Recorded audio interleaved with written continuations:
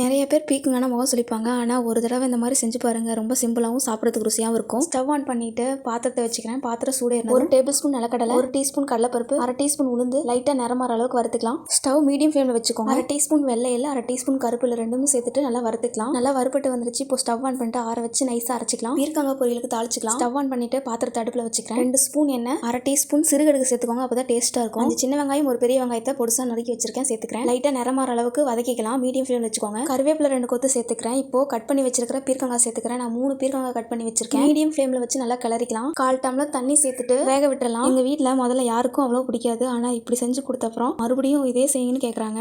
நான் இதையே செய்ய ஆரம்பிச்சிட்டேன். பீர்க்கங்காய் நல்லா அரைப்பதான் வந்துருச்சு. இந்த டைம்ல மசாலா சேர்த்துக்கலாம். 1 டேபிள் ஸ்பூன் கொத்தமல்லி தூள், காரத்துக்கு ஏற்ற மிளகாய் தூள், 1/4 டீஸ்பூன் மஞ்சள் தூள், தேவையான அளவுக்கு உப்பு நல்லா மிக்ஸ் பண்ணிட்டு மூடி வச்சிடலாம். வேகட்டும். மீடியம் ஃப்ளேம்ல வச்சுக்கோங்க. பீர்க்கங்காயில நார் சத்து இருக்கு. செரிமானத்துக்கு ரொம்ப நல்லது. வாரத்துக்கு ஒரு டைமாவது செஞ்சிருங்க. வறுத்து ஆற வச்சிருக்கிற நல்லா அரைச்சிட்டு சேர்த்துக்கலாம். மீடியம் ஃப்ளேம்ல வச்சு மிக்ஸ் பண்ணிக்கோங்க. டிஃபன் பாக்ஸ்க்கு பீர்க்கங்காய் சாதமாவும் கிளறி கொடுக்கலாம். துருவி வச்சிருக்கிற 1/4 கப் தேங்காவை சேர்த்து நல்லா மிக்ஸ் பண்ணிக்கிறேன். ரசம் சாப்பாட்டுக்கு சூப்பரா இருக்கும். கண்டிப்பா ட்ரை பண்ணி பாருங்க. சீரகம் 1/2 டீஸ்பூன் மேல கலந்து மிக்ஸ் பண்ணிக்கோங்க. இப்போ பீர்க்கங்காய் பொரியல் ரெடி. இந்த வீடியோ உங்களுக்கு பிடிச்சிருந்தா லைக் பண்ணுங்க, ஷேர் பண்ணுங்க, கமெண்ட் பண்ணுங்க, மறக்காம சப்ஸ்கிரைப் பண்ணுங்க. தேங்க்ஸ் ஃபார் வாட்சிங் गाइस. டாடா.